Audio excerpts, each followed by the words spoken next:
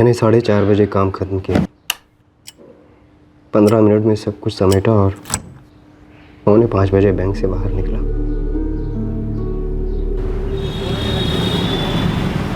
मेरा ब्रांच इंदिरा नगर इलाके में, घर नील चौक में। मैं घर पैदल लौटा। लगभग 20 मिनट लगते हैं घर पहुंचने में। 5:05 हुए होंगे जब मैं घर पहुंचा। कल यानी 10 जुलाई को आप ऑफिस पैदल गए थे? जी। क्यों? बस यूं ही। आपकी पत्नी सरिता, उन्होंने सुबह कुछ कहा था आपसे? ऐसा कुछ अलग से तो नहीं कहा, बस वही रेगुलर 8:30 को रोज की तरह नाश्ता हुआ। लीजिए। ओहा, ग्रेट। टीना सो रही है? उठ तो गई थी, लेकर आती हूँ।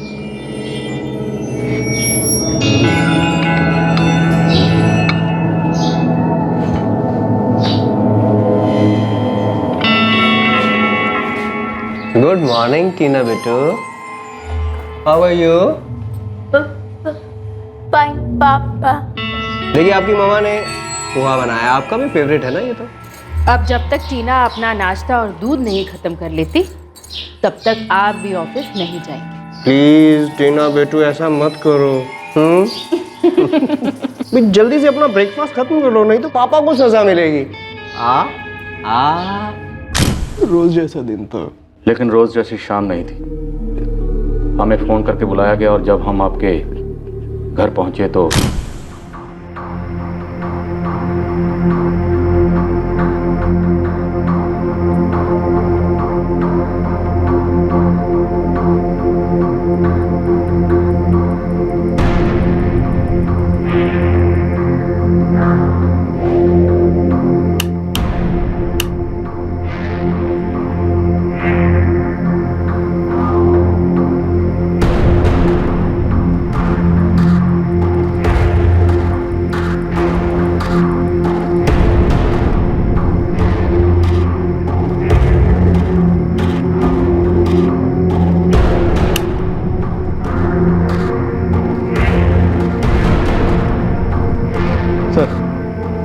पीछे का दरवाजा खुला लगता है। चेक करो, मैं बेडरूम में देखता हूँ। प्लीज मुझे अंदर जाने दीजिए, मुझे देखना है कि मेरी वाइफ और बेटी कहाँ है। सर जी, पूरे घर में खून फैला हुआ है, क्राइम सीन है ये। बेहतर ये होगा कि आप अंदर न जाएं। पर इतनी खामोशी क्यों है अंदर?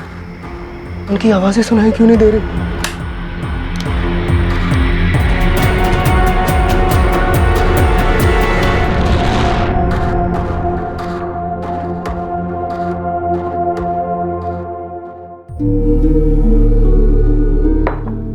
धीरज जी, संभालिए अपने आप को। एक बार फिर से गो थ्रू करते हैं।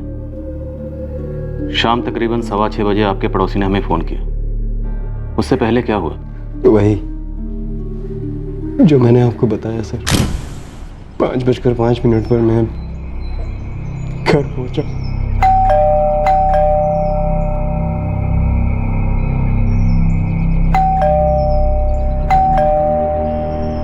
आपके पास घर की चाबियां नहीं थी? जरूरत नहीं पड़ती थी, सरिता हमेशा घर पर ही रहती। आगे क्या हुआ? सर मैंने घर का मेन स्विच ऑफ कर दिया।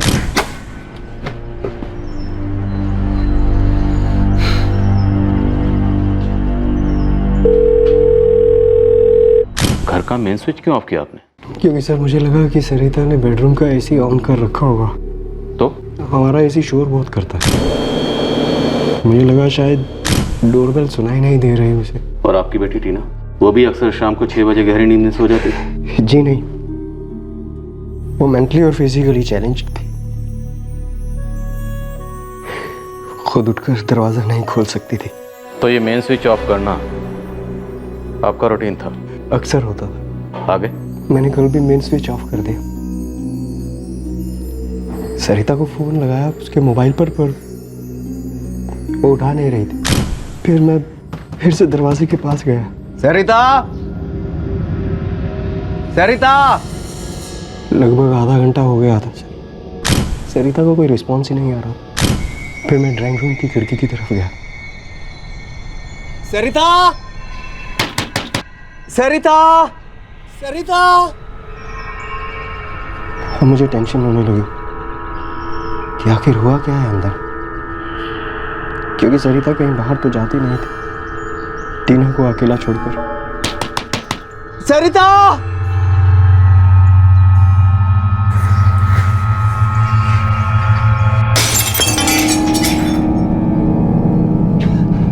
सरिता! सरिता!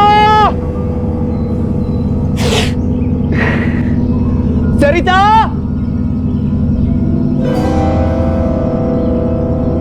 टीना! धीरज जी, क्या हुआ धीरज जी? पता नहीं रतन जी, क्या प्रॉब्लम है?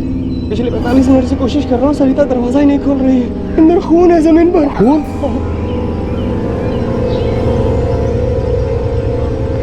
रतन जी, मुझे बहुत डर लग रहा है, पुलिस को बुलाते हैं। सरिता! मेरे पड़ोसी रतन कुमार ने आपको फोन किया था सर, फिर आप लोग आ गए।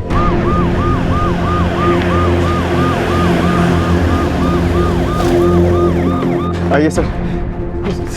सर दरवाजा अंदर से बंद है, चाबी मेरे पास नहीं है। दरवाजा तोड़ना पड़ेगा। तोड़ दीजिए सर, मेरी बेटी और बीवी अंदर है सर, प्लीज।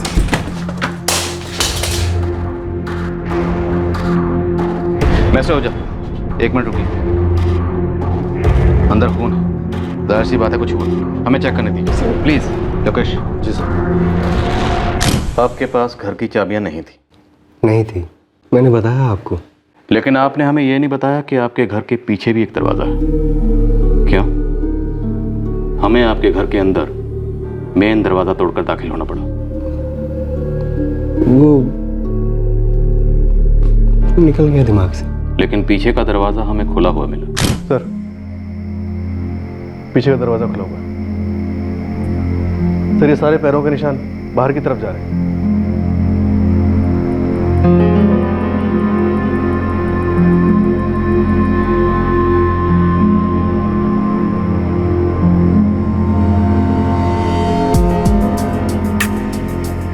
टायर्स के निशान। कातिल शायद 2 व्हीलर से इस तरह भागा होगा, या भागे होंगे स्कूटर या बाइक। सर, पैरों के निशान वहां तक जा रहे हैं और वहां से वापस फिर स्कूटर की तरफ आए। FSL बुलवाओ और क्राइम सीन सिक्योर करवाओ। पूरा एरिया अंदर बाहर एक एक कोना सर्च करवाओ।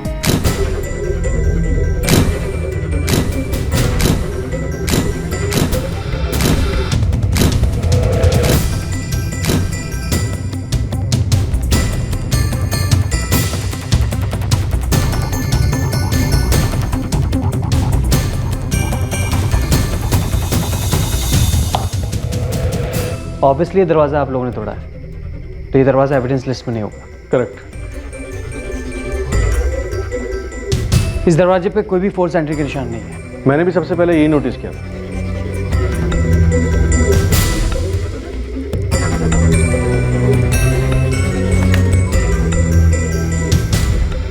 सर, यहाँ कुछ है।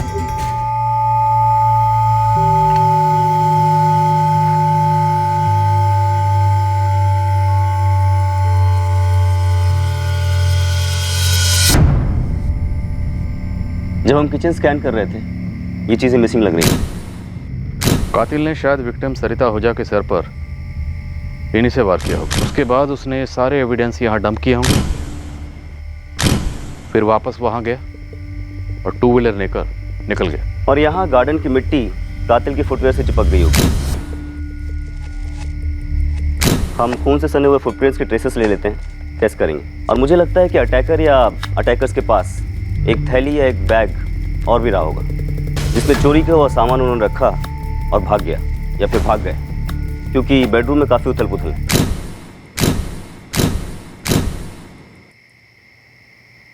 लॉकर में कुछ कैश या ज्वेलरी था। एक बार मैं अपनी बेबी और बेटी को देख सकता हूँ? आपको उस घर में रहते हुए तकरीबन 20 साल तो हो गए होंगे। जी हाँ। लेकिन आपके घर के पीछे एक और दरवाज़ा भी है, ये आपको याद नहीं आया? नहीं आया याद सर। जब खिड़की का कांच तोड़कर मैंने अंदर खून देखा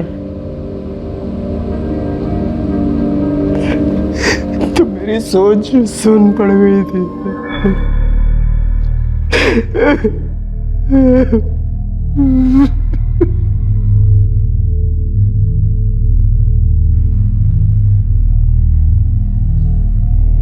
के बगल में भी खून की बूंदें थी और मेरा अनुमान है कि फुटप्रिंट्स और उसके बगल वाली बूंदों के ब्लड ग्रुप्स आपस में मैच नहीं होंगे। मुझे भी ऐसा ही लगता है।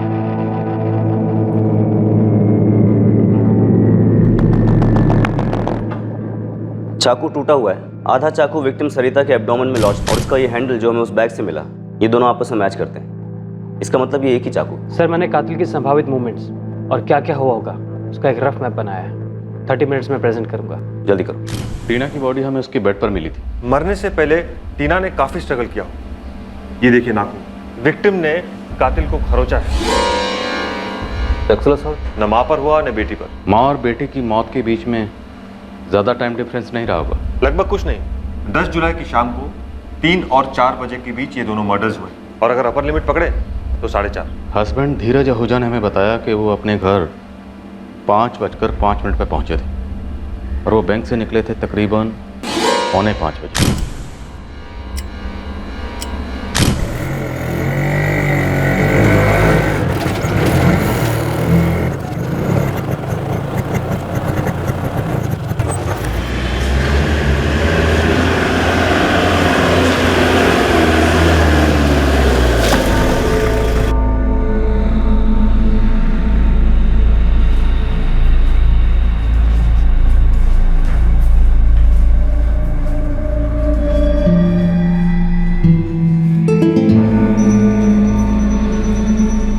भैया, कल शाम को हुए हैं सब और आपने हमें आज बताया।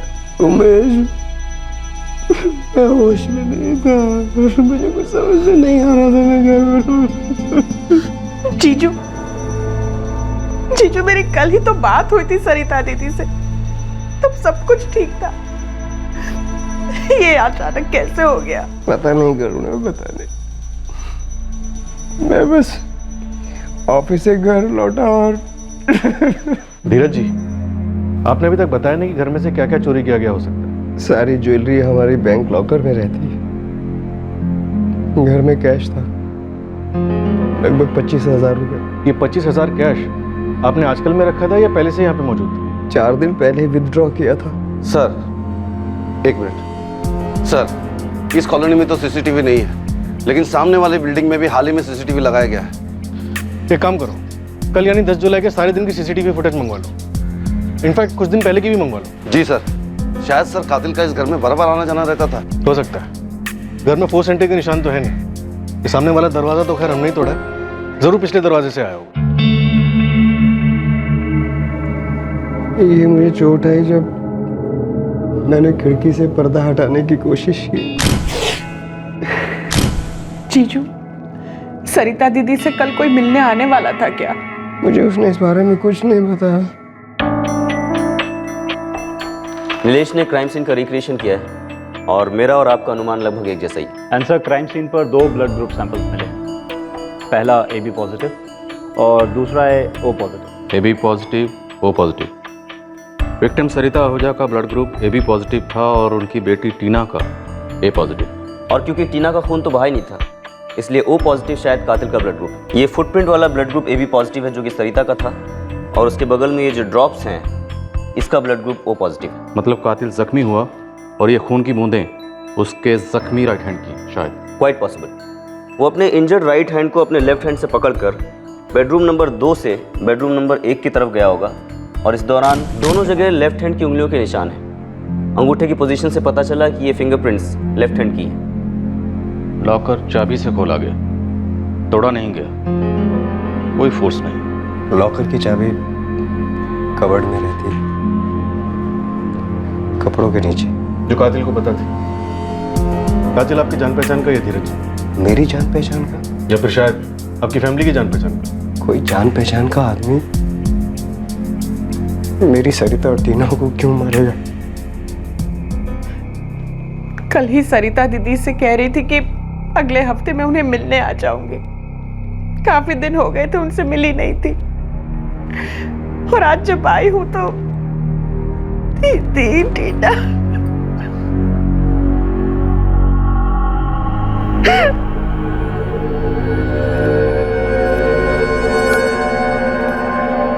आपका ब्लड ग्रुप क्या धीरज? मेरा ब्लड ग्रुप जी, आपका ब्लड ग्रुप ए पॉजिटिव। पर क्यों? किचन में ब्लड के फुटप्रिंट वाले कोई निशान नहीं है। इसका मतलब कातिल ने विक्टिम सरिता के सर पर बेलन से वार शायद किचन में किया हो। ऐसा हम अनुमान लगा रहे हैं। श्योर, लेकिन हमारी हाइपोथेसिस, हमारा अनुमान हकीकत से बहुत ज़्यादा दूर नहीं हो सकते, क्योंकि किचन में ब्लड की कुछ ही ड्रॉप्स मिली हैं, जिसका ब्लड ग्रुप AB पॉजिटिव है, जो कि सरिता का ब्लड ग्रुप। सर पर वार होते ही सरिता खुद को बचाने के लिए किचन बेडरूम की तरफ भागी होगी, खुद की और बेटी की फिक्र में, और कातिल ने शायद चकला उठाकर उसका पीछा किया। फिर उसने चाकू से सरिता पर स्टैबिंग। ये चाकू कातिल अपने साथ लेकर आया होगा? नो, ये चाकू सरिता के किचन का ही है। अच्छा। सरिता किचन में थी, आटा गूंदा हुआ था, सब्जियां काटी जा रही थी, खाना बनाने की तैयारी हो रही थी जब अटैक हुआ। ये चाकू कातिल ने वहीं से उठाया होगा। चाकू घर का ही है, मैंने क्रॉस चेक करवाया है। जी हाँ, हमारी किचन का है। कातिल ने सरिता के सर पर बेलन से वार किया किचन में। उस दौरान उसका राइट हैंड इंजर्ड हुआ होगा और चाकू का एक हिस्सा सरिता के पेट में रह गया। उसके बाद उसने टीना को भी मार डाला, लेफ्ट हैंड से गला दबाकर। जिस वक्त टीना पर अटैक हुआ वो अपने बेड पर सो रही थी। टीना ने फाइट बैक किया लेकिन बच नहीं पाई। कुछ ऐसा ही हुआ होगा। कातिल पक्का राइट हैंड में इंजर्ड हुआ होगा। मैंने टीना के गले पर पड़े मार्क्स के प्रिंट्स को ब्लो अप किया, लेफ्ट हैंड का निशान। इसी लेफ्ट हैंड से उसने कबर्ड खोला और फिर कपड़ों के ढेर के नीचे से लेफ्ट हैंड से ही उसने लॉकर की चाबी निकाली और फिर लेफ्ट हैंड से ही लॉकर खोलकर उसमें से 25,000 रुपये में निकाल लिए। उसके बाद कातिल ने सारे अहम सुराग इकट्ठे किए और घर के पीछे वाले गार्डन में फेंक कर चला गया। सब कुछ बाएं हाथ से किया गया। पीछे का दरवाज़ा खोलना, बैग फेंकना। मैंने मिस्टर आहूजा से कंफर्म किया है, वो बैग भी इसी घर को बिलोंग करता है। और घर के पीछे वो जो टायर के निशान मिले, वो किसी बाइक के नहीं बल्कि किसी गियरलेस स्कूटर के टायर के निशान। जी नहीं, ये कंपाउंड वाले स्कूटर के टायर के निशान नहीं है। मैंने कत्ल वाली रात को उस स्कूटर की पूरी स्कैनिंग की थी, टायर एक एक पुर्जा स्कैन किया था। ये मिस्टर आहूजा का स्कूटर नहीं है। तो धीरज आहूजा ने किसी और स्कूटर वाले को सुपारी दी अपनी बीवी और अपनी फिजिकली और मेंटली चैलेंज बेटी को मारने की। वेल इंस्पेक्टर, अब यहाँ से आपका डिपार्टमेंट है। मेरा काम था क्राइम सीन रिक्रिएशन की ब्लूप्रिंट तैयार करना, और अभी तक की डिटेल है कि कातिल एक सिंगल आदमी है, उसके राइट हैंड में चोट लगी है और उसका ब्लड ग्रुप O पॉजिटिव है। क्राइम सीन पर मिले सुरागों को बड़ी ही बारीकी से स्टडी करके फोरेंसिक टीम ने इस हत्याकांड का एक तरीके से एक्शन रिप्ले रचा। अब ये जानना था कि कातिल कौन था, उसने ये डबल मर्डर क्यों किए, और क्या ये 25,000 रुपए की चोरी सिर्फ एक पर्दा था पुलिस को गुमराह करने के लिए। और अब पुलिस कैसे पहुंचेगी कातिल तक? मैंने सुपारी दी अपनी बीवी और बच्ची को मरवाने के लिए। धीरज जी, इतना तो पक्का है कि सिंपल चोरी के दौरान हुए मर्डर्स का केस तो नहीं है। और आप कह रहे हैं कि मैंने? मैं यही कह रहा हूं कि ये दोनों मर्डर्स आपने करवाए, क्योंकि घर के अंदर कोई फोर्स्ड एंट्री नहीं है। कातिल को घर के अंदर वेलकम किया गया, और यह भी हो सकता है कि आपकी पत्नी उसी के लिए खाना बना रही थी।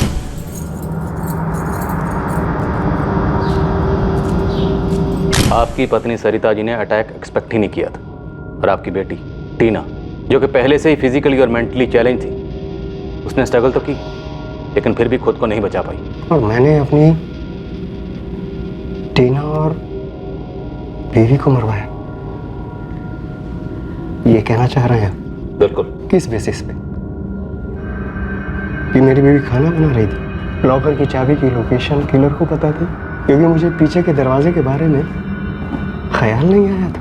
हम पिछले 10 सालों से यहाँ पर रह रहे हैं और धीरज जी और उनकी फैमिली को अच्छी तरह से जानते हैं। अब आप ये तो जानते ही होंगे कि टीना दिमागी तौर पर कमज़ोर थी।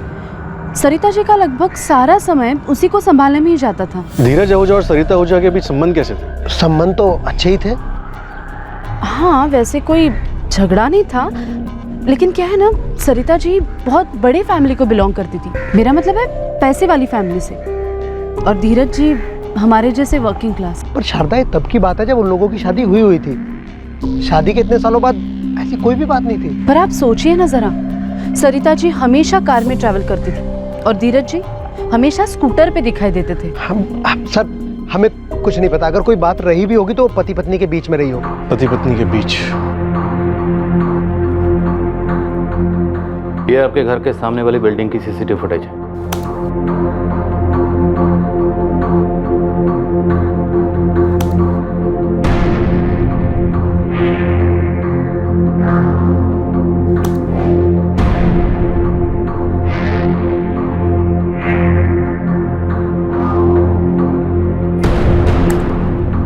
ये 10 जुलाई की सुबह को आप अपने घर से ब्रेकफास्ट करके बैंक के लिए निकले।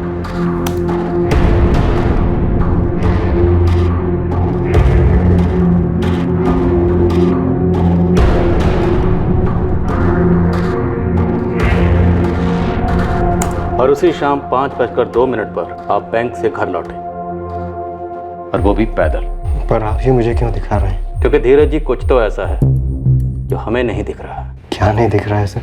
आपके सुबह बैंक जाने से लेकर शाम घर लौटने तक हमें आपके घर के पास शक करने जैसा कुछ नहीं दिख रहा। कातिल आपके घर के अंदर पीछे के दरवाजे से दाखिल हुआ, पर अफसोस पीछे कोई सीसीटीवी कैमरा नहीं था, और ये बात शायद कातिल को अच्छी तरह से पता थी।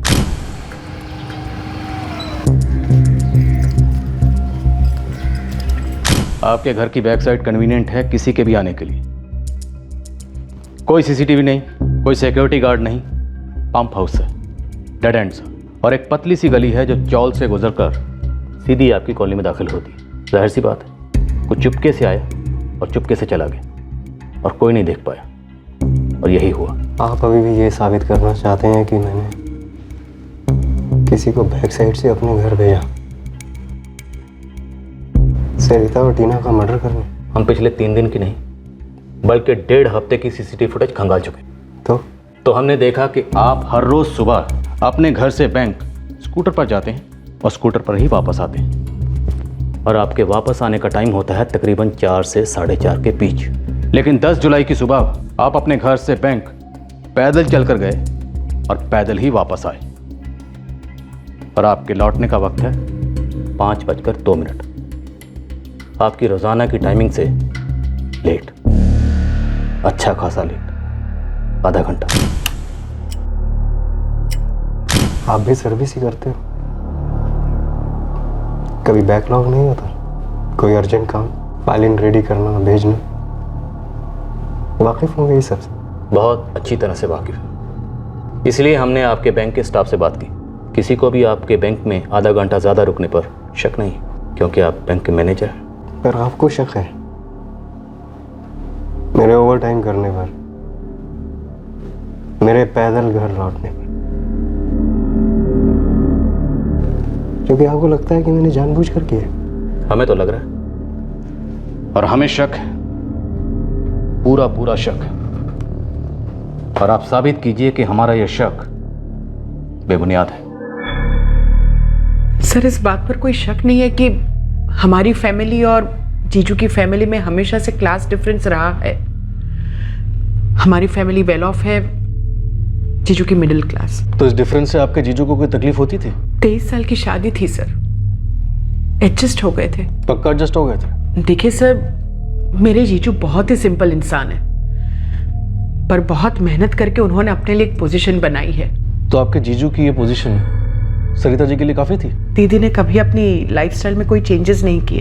घर में एक एसी चाहिए थी तो एसी लग गई थी।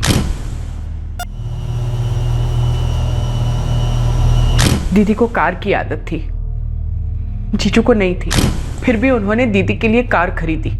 दीदी हमेशा कार से ही आती जाती थी हर जगह, पर जीजू कार इस्तेमाल नहीं करते हैं। उनके कुछ उसूल हैं, वो उनके हिसाब से ही चलते हैं। टीना क्या? टीना हैंडीकैप थी ना? सर, आप ये कहना चाहते हैं कि टीना का स्पेशल चाइल्ड होने की वजह से उन दोनों के बीच कुछ तनाव? नहीं सर, वो दोनों टीना को बहुत प्यार करते थे। देखिए करुणा जी, डायरेक्टली पूछ रहा हूं, क्या टीना उन पर बोझ थी? Of course not. हमारी फैमिली, जीजू की फैमिली, जीजू के भाई उमेश जी, उनकी वाइफ रितु जी, उनके बच्चे प्रीति और अभिमन्यु, हम सब टीना को बहुत प्यार देते थे। आप एक मारी गई स्पेशल चाइल्ड को बोझ कहकर इस तरह उसका इंसल्ट न करें। हम किसी का इंसल्ट नहीं कर रहे।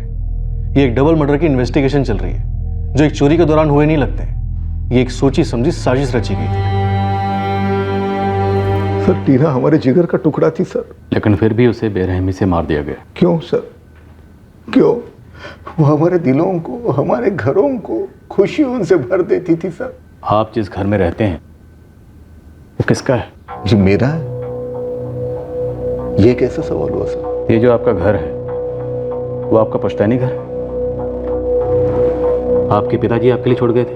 हाँ, और उसका इस सबसे क्या ताल्लुक?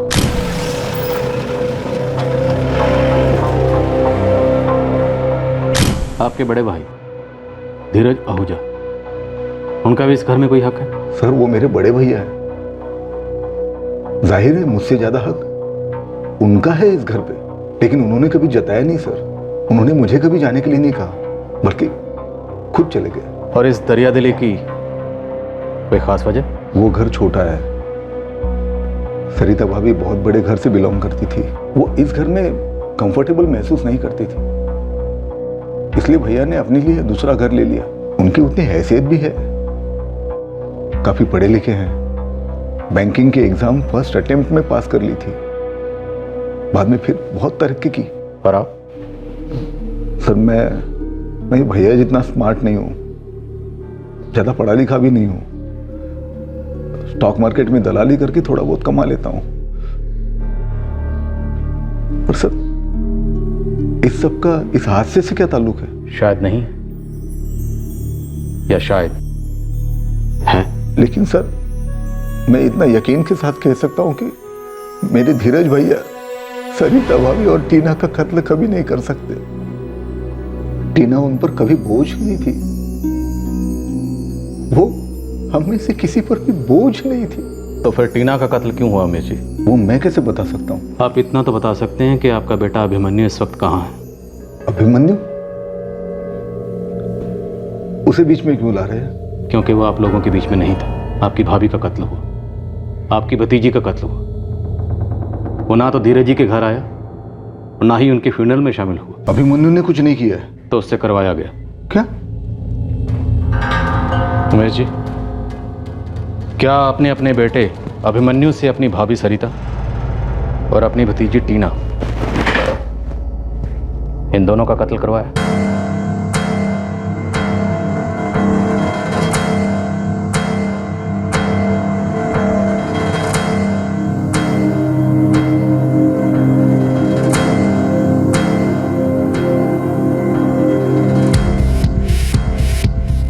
हम सारी डिटेल्स कलेक्ट करेंगे, पर इंस्पेक्शन के लिए हमें स्कूटर हिरासत में लेनी होगी।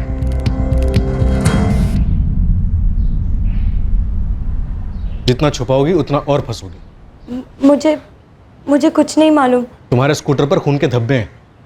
बोलो, कहाँ है तुम्हारा भाई अभिमन्यु? और तुम्हारे पापा का इन मर्डर्स में कितना हाथ है? ये क्या वाहियात आरोप लगा रहे हो? अभिमन्यु एक इंजीनियरिंग स्टूडेंट है, टॉपर है। बहुत अच्छी बात है, हमें भी मिलना है आपके इस टॉपर बेटे से। उसका प्रोजेक्ट सबमिशन चल रहा है, तो अपने दोस्त के घर पर ही रह रहा है पिछले कुछ दिनों से। पिछले कुछ दिनों से मतलब 10 जुलाई। अभिमन्यु का फ़ोन नंबर और दोस्त का एड्रेस लिखिए। जब मुझे पता चला कि किलर का राइट हैंड इंजर हुआ होगा मर्डर के दौरान, सर तभी मुझे अभिमन्यु भैया पर शक हुआ। अभिमन्यु के राइट हैंड पर 10 जुलाई को कोई घाव था? मम्मी मंदिर गई थी, पापा काम से बाहर गए थे, मैं घर पर अकेली पढ़ाई कर रही थी। भैया क्या हुआ आपको? कुछ नहीं, तू दरवाजा बंद कर।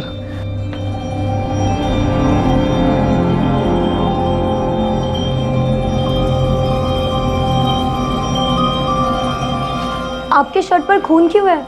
और ये बैंडेज? बोला ना सब ठीक है। स्कूटी से गिर गया था, ग्लास से कट हुआ, डॉक्टर अंकल ने पट्टी कर दिया। सुन, अब मैं 2-4 दिन के लिए रुपेश के घर जा रहा हूँ, मम्मी पापा को बोल देना, ठीक है?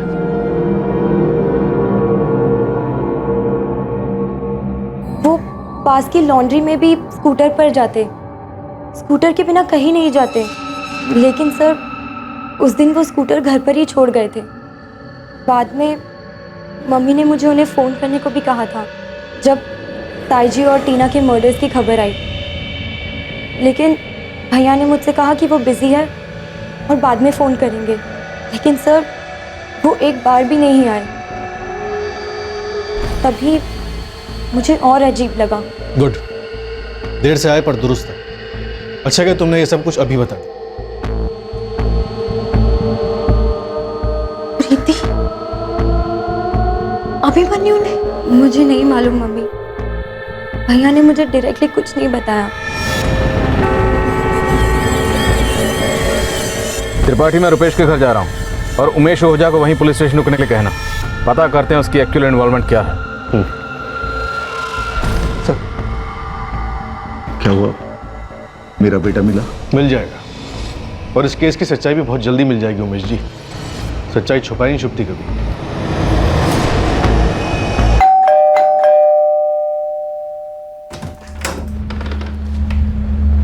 रुपेश वर्मा? जी सर। अभिमन्यु ओझा अंदर है? हाँ सर, अंदर ही है, बुलाओ।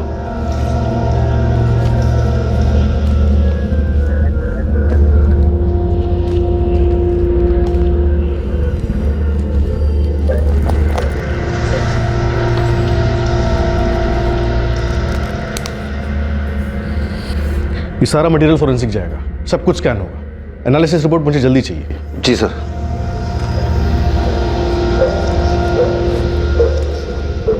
तुम्हारा ब्लड ग्रुप ओ पॉजिटिव है। तुम्हारी स्कूटर मिली हमें, और स्कूटर पर तुम्हारे खून के धब्बे भी। तो बताओ, तुम्हें ये सब करने के लिए किसने कहा?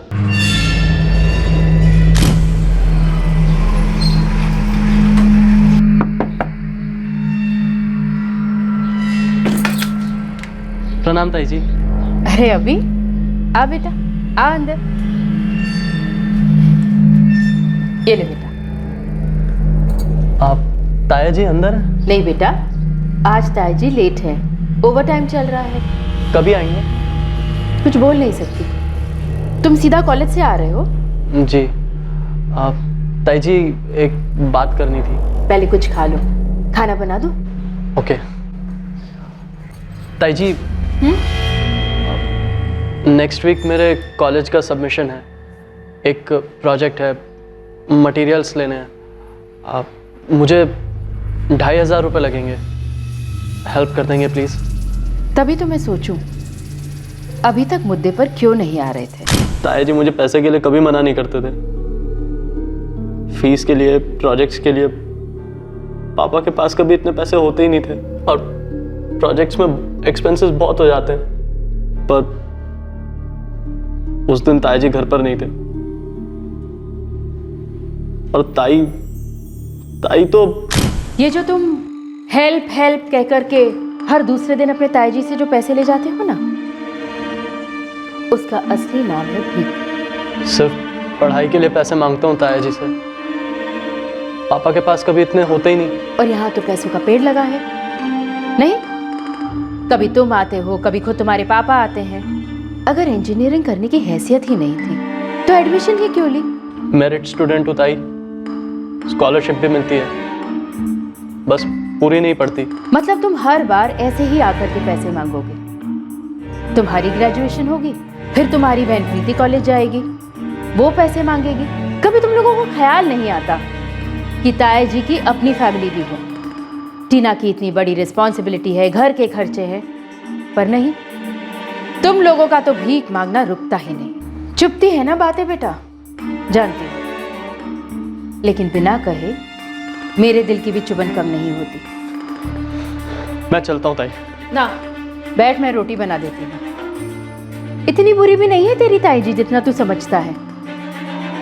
और सुन, ये बातें ताई जी से मत करना, और ना ही उनसे पैसे मांगना। बैठ अभी। सर, ताई से पैसे मांगने में हमेशा शर्मिंदगी होती थी मुझे।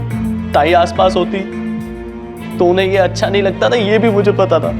लेकिन सर, उस दिन कुछ ज्यादा ही बोल दिया उन्होंने, भिखारी बोल दिया सर। 10-15 मिनट वहीं बैठा रहा सर, मैं गुस्से में था, बहुत गुस्से में। फिर टेंशन थी कि प्रोजेक्ट कैसे सबमिट करूंगा। पूरे साल की मेहनत थी सर। बार बार वो भिखारी भिखारी वर्ड मेरे दिमाग में घूम रहा था। फिर बस कुछ ऑफ सा हो गया मेरे अंदर। बेइज्जती बर्दाश्त नहीं कर पाया सर।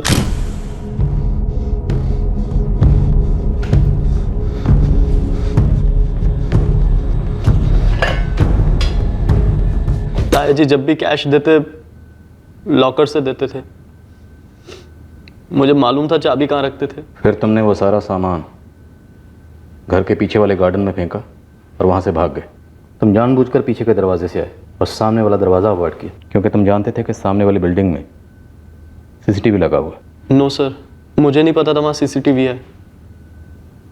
मैं पीछे के दरवाजे से ही आता था और वहीं से जाता था। तुमने अपनी ताईजी और अपनी बहन टीना का कत्ल सिर्फ इसलिए कर दिया क्योंकि उन्होंने तुम्हारी बेइज्जती की, तुम्हारा तिरस्कार किया?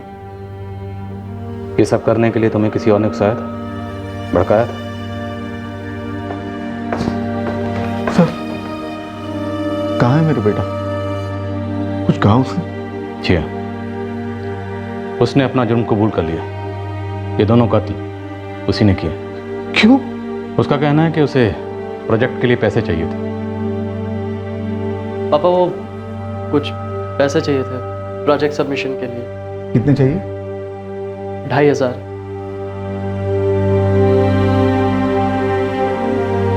अभी तो इतने पैसे है नहीं मेरे पास। कोई बात नहीं पापा, मैं बंदोबस्त कर लूंगा।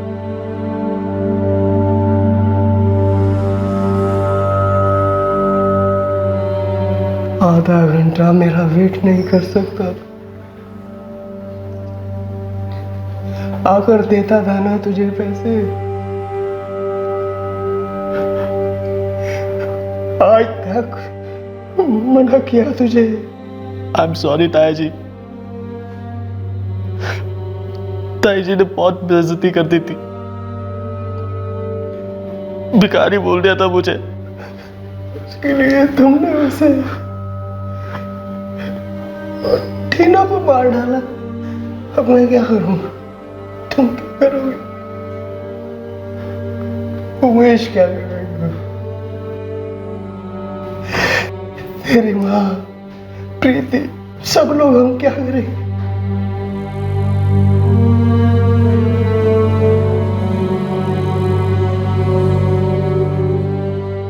अभिमन्यु के माता पिता और बहन को भी यह तिरस्कार चुभता था, पर जब उन्हें पता चला कि अभिमन्यु ने किस तरह तिरस्कार का जवाब दिया, तो उन्हें खुद ऐसा तिरस्कार महसूस हुआ जो जीवन भर शायद भुला ना पाएंगे।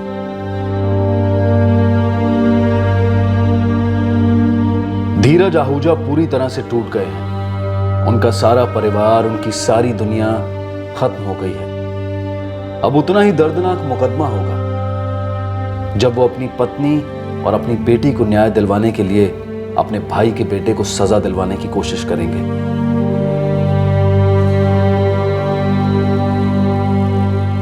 पुलिस ने अभिमन्यु के खून से सने जूते भी बरामद कर लिए हैं जो उसने कत्ल के दौरान पहने थे। ये जूते अब सबूतों की लिस्ट में जुड़ गए हैं। अभिमन्यु इस वक्त जुडिशियल कस्टडी में है और बहुत जल्द मुकदमे का सामना करेगा।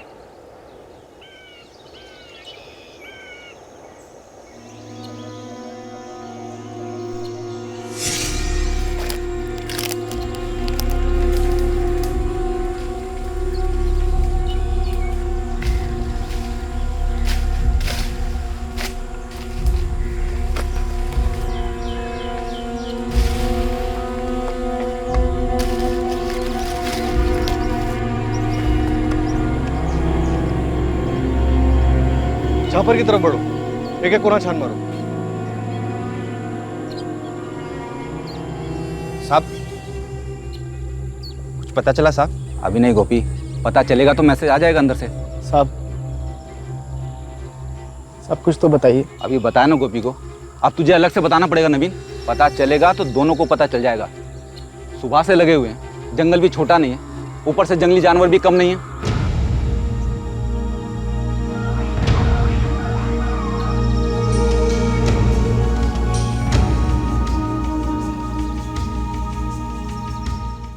सर, उन दोनों औरतों में से किसी का भी पता नहीं चला अभी तक। गांव में पता लगाया? कहीं ऐसा तो नहीं है कि हमारी टीम जंगल में ढूंढ रही है? और दोनों औरतें अपने घर वापस लौट गई हैं। नो सर, सर गांव में कांस्टेबल तैनात हैं अपने, कोई लौटा नहीं है अभी तक। सर एक औरत का पति और एक औरत का बेटा रात भर से जंगल में ही बैठे हुए हैं।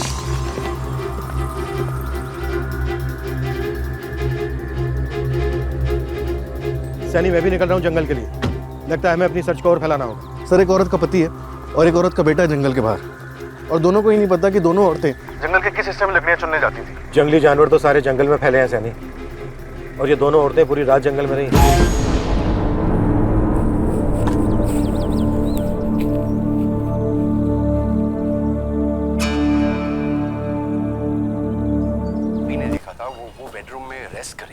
नहीं बनाएगी मतलब क्या चंदा?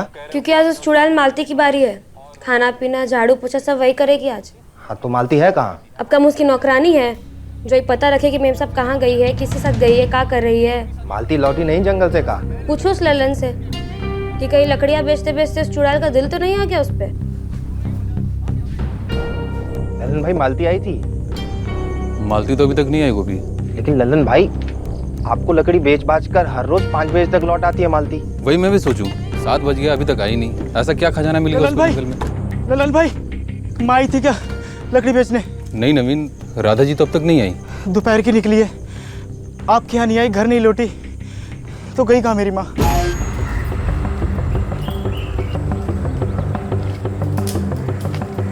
नवीन, न तुम्हारी माँ राधा जी यहाँ आई हैं और गोपी न तुम्हारी लुगाई मालती।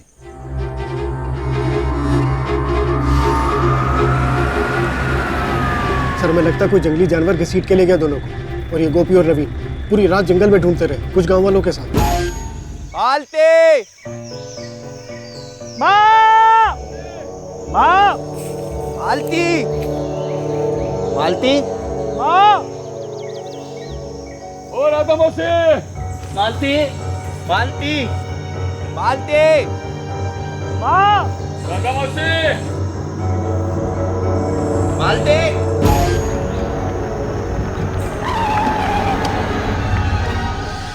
सर टीम किधर गई है? छापर की तरफ सर। साहब साहब साहब! मालिक रुकिए, मालिक मालिक सांप के पीछे दौड़ने से दोनों मिल जाएंगे क्या? तलाश जारी है, थोड़ा सब्र रखो। चलो पीछे हटो, चलो पीछे।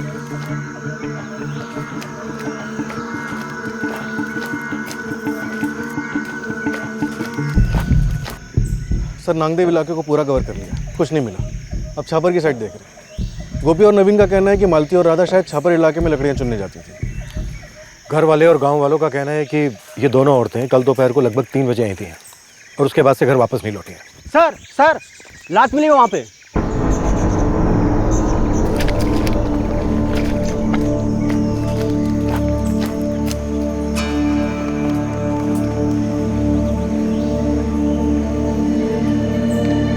तुरंत एम्बुलेंस बुलाओ, एक लाश मिली है। फोटोग्राफर और फॉरेंसिक को भी। Okay sir.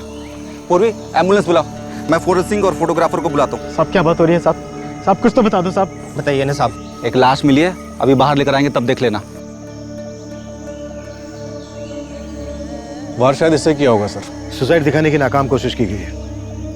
ये देखो साड़ी को ठीक से पेड़ से बांधा नहीं है। सैनी औरत जवान है। सर एक और लाश मिली है।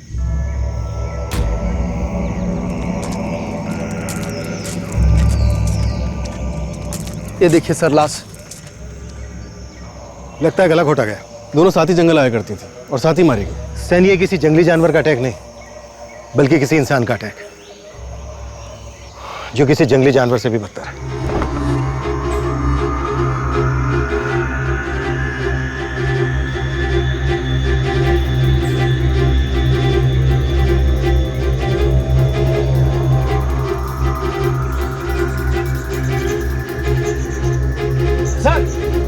सर एक और लाश।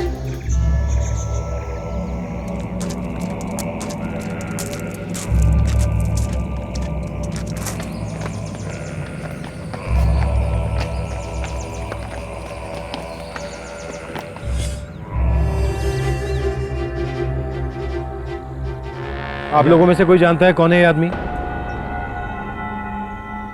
पक्का कोई नहीं जानता इसे?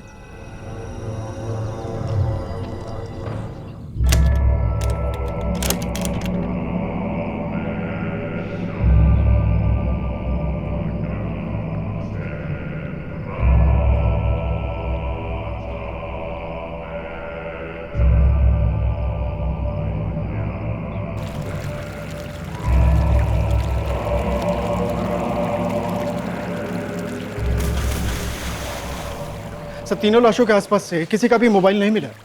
इस लकड़े पर जो खून के निशान हैं वो विक्टिम मालती के खून से मैच करते हैं। इसे सुसाइड दिखाना एक नाकाम कोशिश थी। सर पर किसी भारी चीज से वार किया गया होगा। कोई सेक्सुअल असॉल्ट?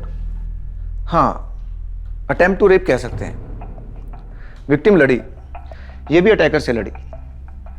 दोनों की मौत लगभग एक ही समय पर हुई है, मुश्किल से चंद मिनटों का फर्क। सर राधा पुजारी के गले पर जो स्ट्रैंगुलेशन के मार्क्स मिले हैं उससे हमें ये फिंगरप्रिंट्स मिले हैं, काफी धुंधले से हैं। सी मालती की बॉडी पर कुछ उंगलियों के निशान मिले हैं। सिर्फ एक की उंगलियों के निशान है या और भी हैं? हमें मालती की बॉडी पर 3 अलग लोगों के फिंगरप्रिंट्स के निशान मिले हैं। उसमें से एक फिंगरप्रिंट राधा की बॉडी पर मिले हुए फिंगरप्रिंट से मैच करता है।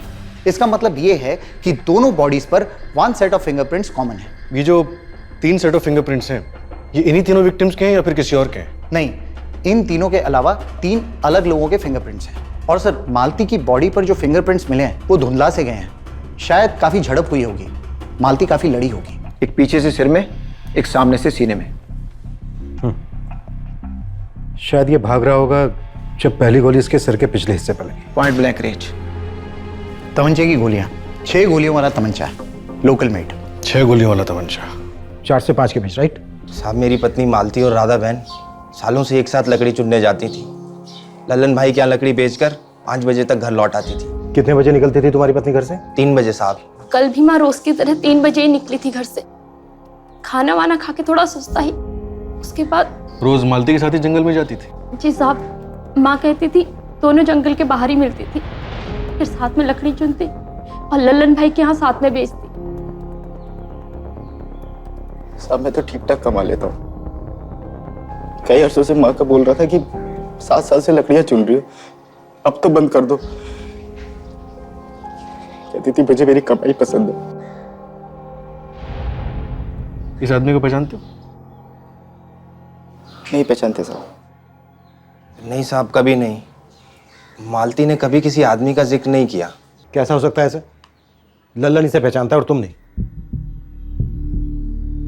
ये आदमी तुम्हारी माँ और गोपी की पत्नी मालती के साथ जंगल में लकड़ियां उठाने जाता था, और तुम और गोपी दोनों ये कह रहे हो कि तुम इसे नहीं पहचानते।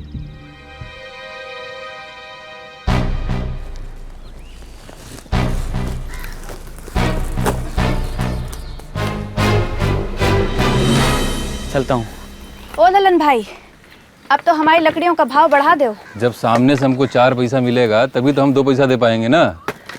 हम सब एक ही नाव में सवार हैं। पर हमरी नाव ज्यादा झुकी है ललन। राधा जी, ऐसा लगता है लेकिन ऐसा है नहीं। कहाँ? यही राधा बहन और मालती के साथ आता था, उनकी बोरियां उठा के और रखता था और चला जाता था। रखता था, चला जाता था। उन लोगों में कोई बातचीत नहीं होती थी? साहब 2 शब्द बात होती थी उससे, कहता था चलता हूँ। चलता हूँ। और मालिक फिर अगले दिन हाजिर हो जाता था इनकी बोरियां उठा के। वो उसे लकड़ियां उठाने के पैसे देती थी क्या? हमारे सामने तो नहीं दिया कभी। तो तुमने कभी पूछा नहीं कौन है, क्या नाम है? अरे साहब, हमको लकड़ी से मतलब है, उन लोगों को पैसे से मतलब था। मतलब तुम्हारी कोई बातचीत नहीं होती थी उनसे? जी नहीं साहब, सब मालती को मैं 2 सालों से जानता था और पूरे गांव को पता है कि वो गोपी की दूसरी बीवी है। पर मजाल है कि मैंने कभी पूछा हो कि वो पहली बीवी चंदा के साथ कैसे एक छत के नीचे रहती है। मालती तुम्हारी दूसरी पत्नी थी? जी साहब। तभी मैं सोचूं तुम दुखी लग रहे थे, डरे हुए लग रहे थे, लेकिन परेशान नहीं। क्या कह रहे हैं साहब? मैं तो बहुत परेशान रहा हूँ कल शाम से साहब। तभी तो गांव वालों के साथ रात भर जंगल में ढूंढते रहे हम। नवीन भी बहुत परेशान था साहब। हम दोनों वहीं बैठे रहे जब तक आप लोग ढूंढ रहे थे। तुम्हारी पहली पत्नी चंदा क्या काम करती है वो? साहब वो होटल में साफ सफाई में है। कहाँ? रासीन में। तो लल्लन का कहना है कि वो इस अज्ञात आदमी को पिछले 6 महीने से रोज देखता था, लेकिन उसे इसका नाम नहीं मालूम। सर कह तो रहा है नहीं पता। वैसे 2-4 लोगों को मैं इलाके में घुमा रहा हूँ ये पता करने के लिए कि वो आदमी था कौन। सर ये तीनों एक दूसरे को जानते थे, एक साथ जंगल में भी होते थे। ये ट्रिपल मर्डर शायद कनेक्टेड हो सकते हैं। ये भी तो हो सकता है कि इन तीनों में से शायद निशाना कोई एक हो और बाकी 2 सिर्फ इसलिए मारे गए क्योंकि उस वक्त वो वहां पर मौजूद थे। सर हो सकता है निशाना वो आदमी रहा हो, पर इस वक्त हमारे पास उस पर शक करने जैसी कोई डिटेल नहीं है। या फिर निशाना मालती भी हो सकती थी। ये मालती गोपी की पहली पत्नी चंदा के साथ एक ही छत के नीचे रहती थी और दोनों में बिल्कुल नहीं बनती थी। सर पूछिए मत साहब, दोनों बीवियां ऐसे लड़ती है मानो के बिल्लियां हैं। आप शर्मिला जी से पूछ लीजिए। शर्मिला कौन? उनकी पड़ोसन है। 2-2.5 साल पहले गोपी ये दूसरी वाली को ब्याह कर लाया था जिसका मर्डर हुआ, मालती। दोनों पहले से साथ रहने लगे थे? दोनों की मजबूरी थी साहब, दोनों का कोई मायका नहीं है, मेरा मतलब परिवार नहीं है, तो अलग होती भी कैसे, कहाँ जाती? तो कर लिया समझौता, बांट लिया था आदमी को, लेकिन साहब झगड़ों में कोई समझौता नहीं किया था। तो फिर गृहस्थी चलती कैसे थी? इस गोपी ने कुछ कायदे कानून बनाए थे, जैसे एक दिन चंदा खाना बनाएगी, बर्तन मांजेगी और घर के सारे काम करेगी, तो दूसरे दिन मालती। सर अपने 2-4 खबरी उस मोहल्ले में पता लगा रहे हैं कि उन 2 औरतों और उस आदमी के बीच में कोई चक्कर वक्कर तो नहीं था। तीनों की लाशें अलग अलग जगह से मिली, लेकिन पास से ही। हमें इस अज्ञात आदमी की आइडेंटिटी का जल्द से जल्द पता लगाना होगा। सर गोपी की पहली पत्नी चंदा को सबसे पहले इंटरोगेट करते हैं, इस वक्त सबसे मजबूत एंगल उसी का लग रहा है। उसके और मालती के बीच काफी झगड़े होते थे। और सर नवीन की माँ राधा बहुत ही सीधी सादी औरत मालूम पड़ती है, किसी ने उसके बारे में गलत नहीं बोला, वो शायद गलती से मारी गई हो। इन तीनों के बीच रिश्ता क्या था और इस रिश्ते से किसे आपत्ति थी, वो हमें बताएगा कि निशाना कोई एक था, कोई 2 या फिर 3। पुलिस टीम एक ट्रिपल मर्डर, एक अटेम्प्टेड रेप और एक अनजान विक्टिम को लेकर जूझ रही थी। इस कांड का मकसद स्पष्ट नहीं था और स्पष्ट होने में वक्त लगने वाला था। शुरुआत हुई एक आदमी के साथ जो कुछ जानता था।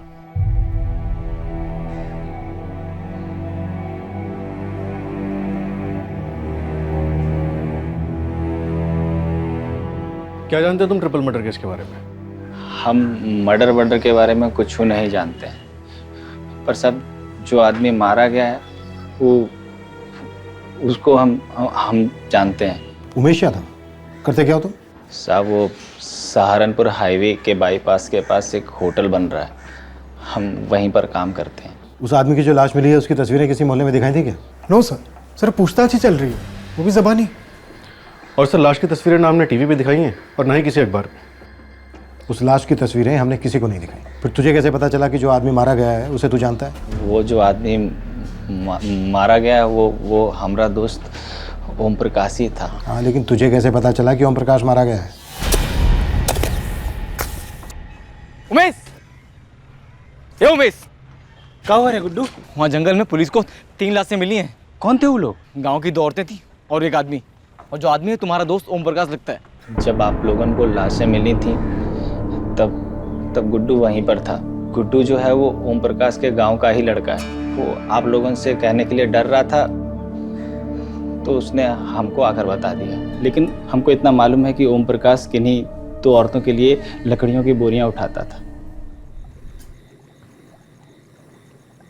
अरे ओम प्रकाश, हाँ एक बात पूछें का? ये बताओ कि तुम्हारी फैक्ट्री की शिफ्ट तो 4 बजे खत्म हो जाती है ना? हाँ। तुम काहे नहीं हमारे साइट पे आ जाते हो? 4:30 से 7:30 बजे तक 3 घंटा काम करें और ठेकेदार से घंटा के हिसाब से मजदूरी ले लें। उस मजदूरी से हम कौन सा बंगला बना लेंगे? हाँ, और वैसे भी हमारे लिए 8 घंटे बहुत है फैक्ट्री में दिन के। एक बात बता, वो 2 औरतन के लिए तू जाता है जंगल में वजन उठाने के लिए, है? कितना पैसा देती होंगी तुझे? अरे हमारी साइड पर दुगना तिगना मिलेगा। हम एक पैसा नहीं लिया उनसे अब तक। तो क्या तुमका भूत सवार है समाज सेवा का? है अरे वो बात नहीं है यार, हम एक दिन फैक्ट्री से जल्दी निकल गए, सोचा सड़क किनारे बैठ के चाय पी ले। सामने से वो दोनों आ रही थी।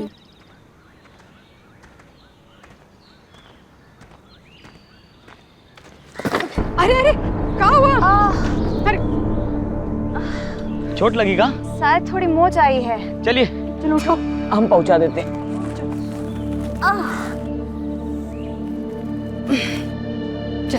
चलिए। ओ बांजी, हाँ लाइए अपना लकड़ियाँ भी दे दीजिए, हम उठा लेंगे। अरे नहीं नहीं, रहने दे, हमारी लकड़ियाँ ही हम ही उठाएंगे। अरे तो आज हमें उठाने दीजिए। अरे रहने दे, चल। लाइए तनक आराम भी कीजिए, दीजिए। वो दोनों बहुत गरीब है, हमरे जैसी। बेचारी लकड़ियां बेचकर 2-4 पैसा कमा लेती है और हम भी फैक्ट्री से जाने के बाद जंगल में जाके उनकी मदद कर देते हैं और 5 बजे तक तीनों काम समेट कर जंगल से बाहर। ओम प्रकाश भैया, दाल में कुछ काला तो नहीं है ना? अब भैया, किसी जरूरतमंद की मदद करना जमाना काला समझे तो काला सही, वैसे इसमें तुम्हारा दोस्त नहीं, जमाने का है। कौन औरतें हैं, क्या हैं? कुछ नहीं। अच्छा उमेश, दाल में क्या कुछ काला था? पता नहीं साहब, पर पिछले 8 साल से ओम प्रकाश हमारा दोस्त है। जब वो गोरखपुर से आया था ना, तब से हमारे साथ ही रहता है। तुम्हारा ये दोस्त ओम प्रकाश किस फैक्ट्री में काम करता था? सब वो शक्तिमा इंडस्ट्रियल एस्टेट है ना, हाँ। वहीं पर J&D टेक्सटाइल का यूनिट है।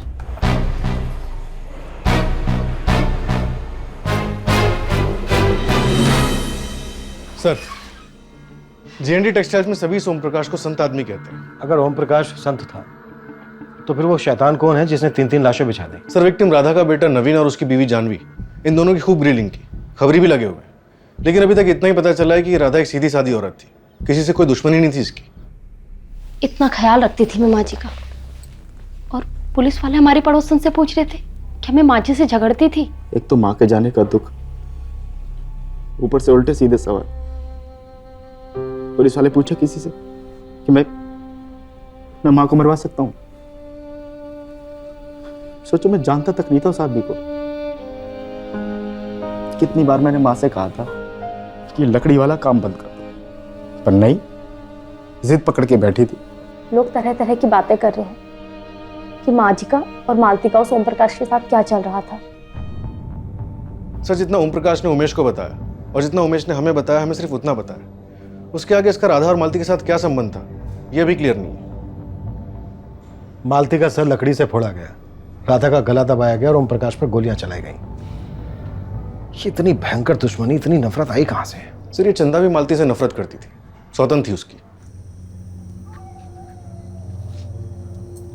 बिना गाली गलौज के खाना हजम हो रहा है तेरा? अभी तो चुपचाप खाना खा रहे हैं। रोज तो उस चुड़ैल के खाने की तारीफ करते रहते थे और हमारे साथ गाली गलौज। कहीं ऐसा तो नहीं तीसरी का बंदोबस्त करके रखा हो तो हम दोनों में से एक को बाहर निकालना था? बकवास ना कर। मुझे तो शक है कि मालती को तूने मरवाया। हम नहीं मरवाया उसको, उस आदमी को हमने ही उसके पीछे लगवाया था उस पर नजर रखने के लिए, और फिर मरवा दिया राधा जी को और उस आदमी को भी। सांप भी मर गया और लाठी भी नहीं टूटी। ताने घिस रही है कि सच बोल रही है? आप तो ऐसे डर रहे हैं जैसे हम आपका सच्चाई का काला चिट्ठा खोल रहे हो। तीन वर्दी के पुलिस वाले दीवारों पे कान लगाए खड़े हैं, उठा ले जाएंगे हमको और भरता बना देंगे दोनों का। क्या चंदा 3-3 मर्डर करवा सकती है? सर, उठवा के थोड़ी गर्मी दिखाते हैं। वैसे भी फॉरेंसिक ने क्लियर कर दिया है कि इस अटैक में 3 लोग शामिल थे। हो सकता है चंदा ने किसी को सुपारी दी हो या फिर खुद 2 लोगों के साथ मिलकर ये काम किया। सनी, कल सुबह सबसे पहले चंदा को लेकर आओ। कितनी भड़ास थी, कितनी जलन थी, कल नापते हैं।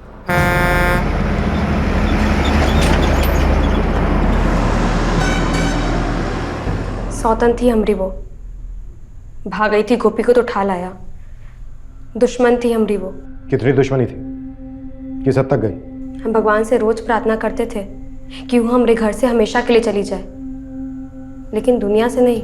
तेरी प्रार्थना तो कबूल हो गई नहीं, या कबूल करवाई गई? हमें इतनी हिम्मत नहीं है कि हम किसी को मरवा सके। और वैसे भी साहब, हमारी दुश्मनी मालती से थी, बाकी दो को तुम जानते तक नहीं, तो उनको मरवा के हमको कौन सा सुकून मिल जाता। रास्ते का पत्थर हटाते वक्त आसपास के कंकड़ों का ख्याल कौन रखता है? कि राधा ओम प्रकाश ये तो आसपास के कंकड़ थे जिन्हें तेरे भेजे तीनों हत्यारों ने यूं ही मार डाला। कौन थे? किराए के, रिश्तेदार या दोस्त?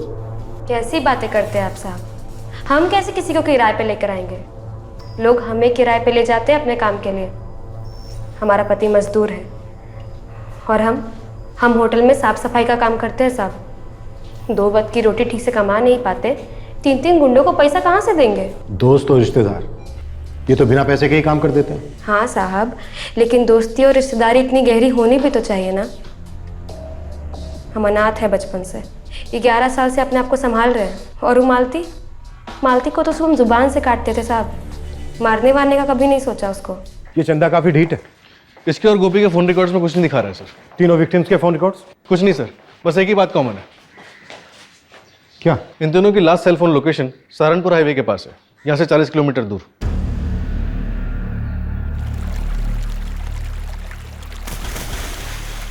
तीन कातिल, 3 विक्टिम। इन तीनों को भला किसी ने क्यों मारा होगा? 2 लकड़ियां चुनने वाली गांव की गरीब औरतें और एक फैक्ट्री में साफ सफाई का काम करने वाला आदमी, वो भी संत टाइप का। सर, कहीं ऐसा तो नहीं असली टारगेट ये ओम प्रकाश था और ये दोनों औरतें कोलैटरल डैमेज? उमेश यादव? सैनी, कहीं ऐसा तो नहीं है कि ये उमेश यादव कोई कहानी बना रहा है?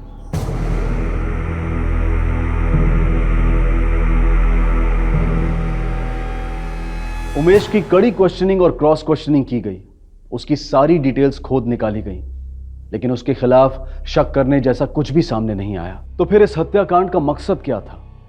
वो एक सिंगल सुराग क्या था जो इस भयंकर ट्रिपल मर्डर केस को अंजाम दे सकता था?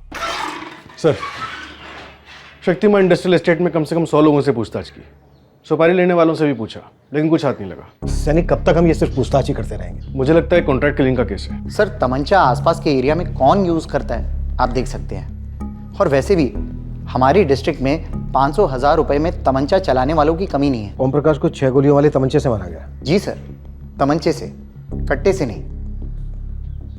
तमंचा से नहीं, पूरा तमंचा बाजार खंगाल डालो, सारे के सारे हिस्ट्री शूटर्स को उठा लो। 6 गोलियों वाले तमंचे का इस्तेमाल हुआ है। कोई ना कोई होगा जो इस तमंचे के बारे में जानता होगा। सर, लेकिन लोकली मेड तमंचे का कोई रिकॉर्ड नहीं होगा। जानता हूं सैनी, कोई रिकॉर्ड नहीं होगा, रजिस्ट्रेशन नहीं होगा, कुछ भी नहीं होगा।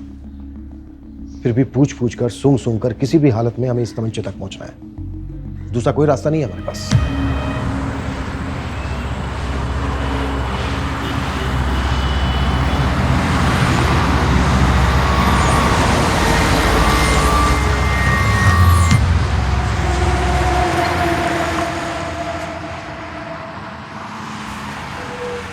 नीचे देखो टेबल पे। बढ़िया है। कुंवारा है कि खून चका चुका है? क्या है? तुमको क्या करना है? हम एक खास तमंचा ढूंढ रहे हैं। घास के बोरे में सुई खोज रहे हो? ये हाईवे यहाँ से रोज हजारों ट्रक निकलते हैं और लगभग सब ट्रक ड्राइवर के पास ही तमंचा होता है। क्या है? बताए, जब सहारनपुर से माल लाद के देहरादून जाते हैं और जब देहरादून से माल लाद के सहारनपुर आते हैं तब हाईवे पे लुटेरे धावा बोल देते हैं उनसे बचने के लिए, और कभी कभी ये चल भी जाता है। सर, जिस जंगल में कांड हुआ वो सहारनपुर और देहरादून के बीच में पड़ता है। हजारों ट्रक अप डाउन करते हैं। तो हम भी हजारों आदमी लगा देंगे अली, तू उसकी चिंता मत कर। तो बस ये पता लगा कि ओम प्रकाश पर तमंचा किसने चलाया और साथ में 2 गरीब औरतों को मार डाला। सर, लॉजिक से जाए तो पहले JNT टेक्सटाइल्स पे धावा बोलना चाहिए। ये ओम प्रकाश वहाँ जॉब करता था, हो सकता है किसी ट्रक वाले से पंगा लिया हो। JNT टेक्सटाइल को रेड करो।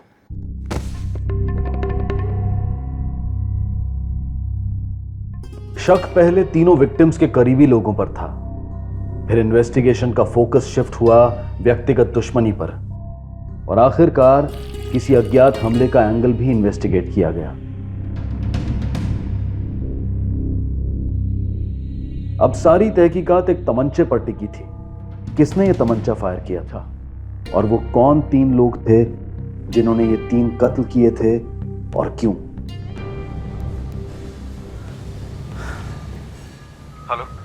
हेलो, क्या मैं सब इंस्पेक्टर सैनी जी से बात कर सकता हूँ? हाँ, बोल रहा हूँ। जी, मेरा नाम अंकित पुरी है।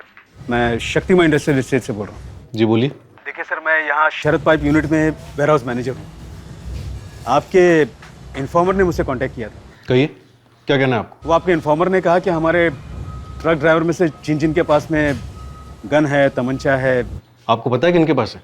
देखिए सर, इस ट्रिपल मर्डर और तमंचे के बारे में मुझे कुछ नहीं पता। तो जो पता है वो बताइए। दावे के साथ तो नहीं कह सकता, लेकिन उस दिन 26 तारीख को हमारे वेयर हाउस से पिकअप था 5 बजे, लेकिन वो पिकअप लेट हुआ।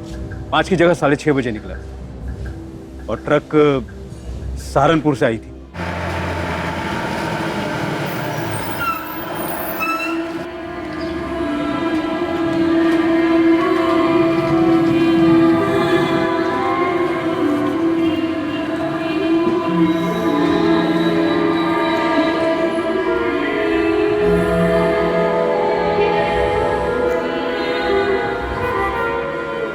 कितने बजे? कितने बजे हैं? ट्रैफिक लग गई थी ना साहब, वो बाहर का तो पूरा रोड जाम पड़ा है। 4 घंटे तो हम खुद अटके पड़े। साहब, हम लोग सुबह 11 बजे सहारनपुर से निकले। साहब, हमें भी तो रात को चलाना पड़ेगा ना गाड़ी, खतरा सर पे उठा के। मैंने पार्टी को जबान दी है कि सुबह 5 बजे हमारा माल उसके वेयर हाउस में होगा, और होगा मतलब होगा। Sir, Kadar Syed truck driver है, मोहसिन अंसारी उसका पार्टनर ड्राइवर है, और जहीर सिद्दीकी क्लीनर था उस ट्रक का। हाँ, पर आप इन तीनों की बात क्यों कर रहे हो? सर, उन तीनों ने कहा कि वो लेट हुए थे। हाँ तो? सर, मेरे सुपरवाइजर नितिन ने मुझे एक बात बताई। सर, ये तीनों 1 नंबर के झूठे हैं। क्यों? सर, आज जब मैं छापर फैक्ट्री गया था दोपहर में। हाँ, क्या हुआ? तो सर, मैं जंगल रोड से लौट रहा था उस समय तकरीबन 3 बज रहे थे दोपहर के। तब मैंने देखा इनकी ट्रक वहां जंगल के पास रुकी हुई थी।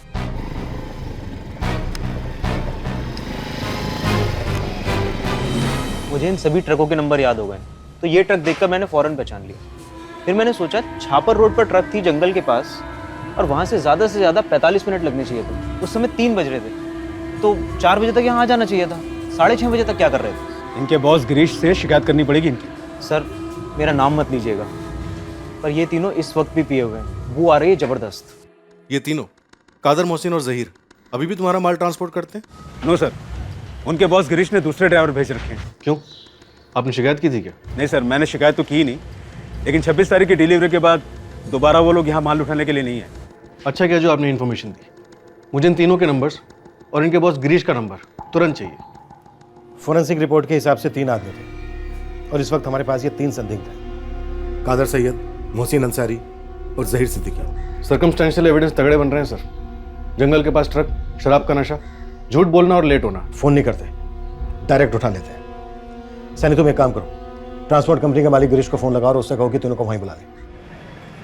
कादर सैयद, मोहसिन अंसारी और जहीर सिद्दीकी। गिरीश, ये तीनों इस वक्त किस सेक्टर में ट्रक चला रहे हैं? जी हाँ सर, ये पहले देहरादून सहारनपुर रूट कर रहे थे, पर अब मैंने उन्हें बद्दी हिमाचल साइड में लगा दिया है। पर बात क्या है सर? 26 जून के बाद इनका सेक्टर चेंज किया था? जी। क्यों? सर, इन तीनों ने शिकायत की थी कि सहारनपुर देहरादून रूट पे जो रास्ते में जंगल पड़ता है वहाँ लुटेरे हमला कर देते हैं। इन्हें डर लगता है तो ये वहाँ नहीं चलाना चाहते। इस वक्त कहाँ मिलेंगे ये तीनों? सहारनपुर में ही है। पर बात क्या है सर? इन तीनों को तुरंत फ़ोन करके अपने ऑफिस बुलाओ। मैं 12:30 बजे तक वहाँ पहुँच रहा हूँ। और इनसे कुछ मत कहना कि मेरी तुमसे क्या बात है, और मुझसे पूछना मत कि मैं क्यों कह रहा हूँ। बस जितना कह रहा हूँ उतना करता जाओ।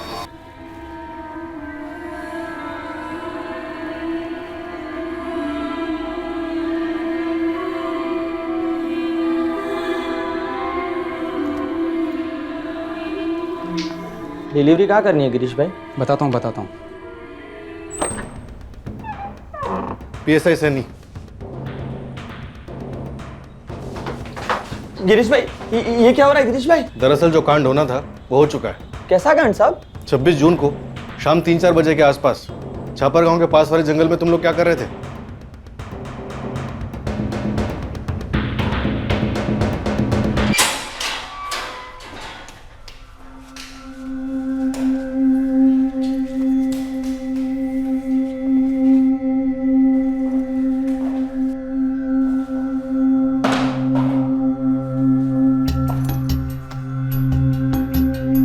हैदर, 26 जून की शाम को 3 से 4 के आसपास तेरा ट्रक किसी ट्रैफिक में नहीं फंसा था, बल्कि छापर गांव के पास वाले जंगल से लगकर पार्क था। सबूत है इसके हमारे पास। तुम तीनों के फोन रिकॉर्ड्स बताते हैं कि तुम तीनों वहां पर थे। अब तुम तीनों मुझे यह बताओ कि तुम लोग वहां पर क्यों थे?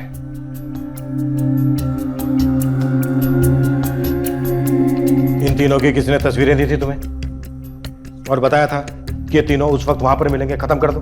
क्या फिर ये सब एक इत्तेफाक था कि उस वक्त तुम लोग वहां पर थे और बस एक लम्हे में ये सब हो गया? देखो, इस वक्त मुझे सिर्फ सच सुनना है, पूरा सच, और वो भी बहुत जल्दी। या तो तुम तीनों मुझे ऐसे ही सच बता दो, नहीं तो अतड़ियों में हाथ डाल के सच निकलूंगा। कादर, मोहसिन और जहीर तीनों हक्का बक्का रह गए कि आखिरकार पुलिस उन तक पहुंची कैसे।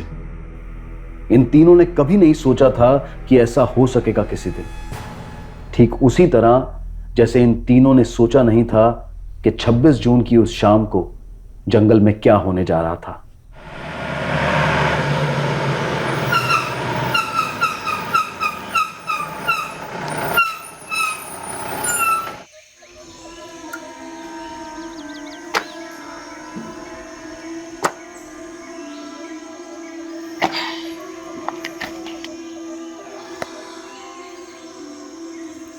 अरे आ जाओ भाई लोग, बहुत भूख लगी है।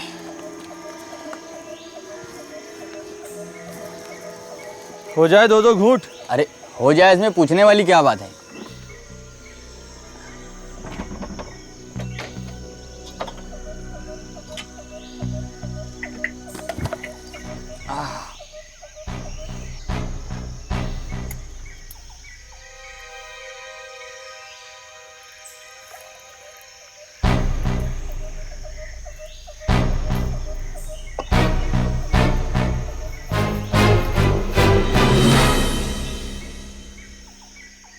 उस्ताद जी 2 गुट हो गए, अब 2 होने वाले भी हो जाए। 5 बजे तक पहुंचना भी तो है वेयर हाउस। बस रोज का काम है मेरा, माल उठाओ माल पहुंचाओ, मसाला मशीन हो गया है। हम आंखें मूंद के भी पहुंचा दूं ना तो भी माल पहुंच जाता है जहाँ पहुंचाना होता है।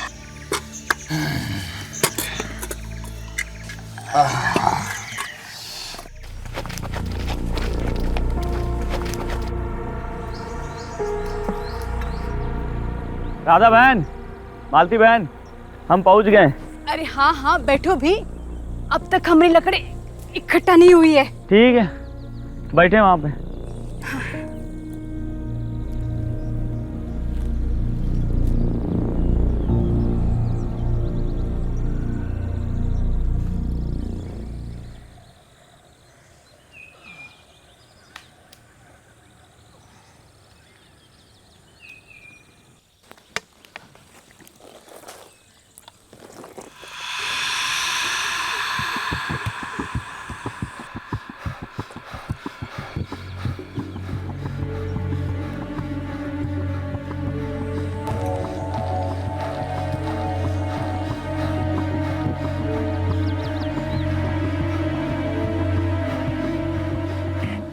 जहीर, हसीन,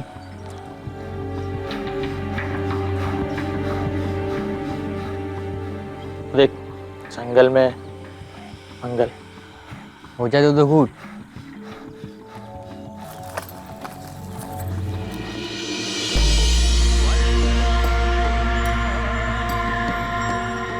कौन है आप लोग? क्या चाहिए?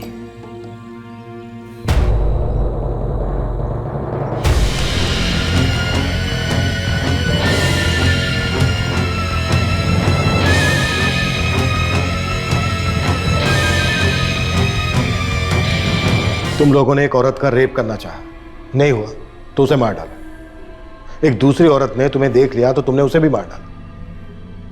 उसके बाद एक आदमी ने और देखा तो तुमने उस आदमी को गोलियों से भून डाला।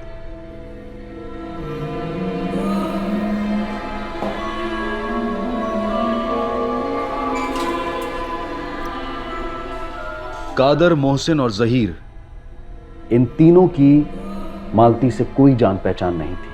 बस वो उसे अपनी नशीली हवस का शिकार बनाने की कोशिश में थे। ना वो राधा को जानते थे और ना उनका ओम प्रकाश से कोई ताल्लुक था। कादर, मोहसिन और जहीर ने इन तीनों विक्टिम्स के मोबाइल फोन ले लिए थे और सहारनपुर हाईवे के पास एक नदी में फेंक दिए थे।